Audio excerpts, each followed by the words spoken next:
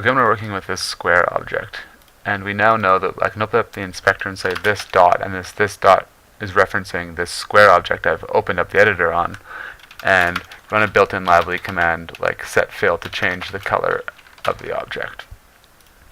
So now I'm going to open up a text box and show you how you can run functions on an object from outside of it. So here I can say this dot get the square, which is now telling Lively I want to do something to the square, and then I can do that same set fill color red and then hit Control D to execute it this way.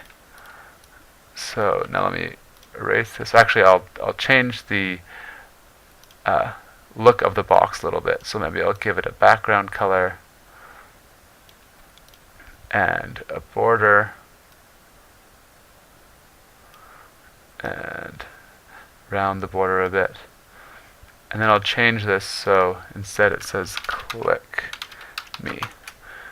And we'll talk about how we can actually create some scripts on an object. So by opening this script editor, which we haven't seen before, I can write a script by clicking this plus button, and I will make a script on mouse down, which will be triggered whenever we click down on that object.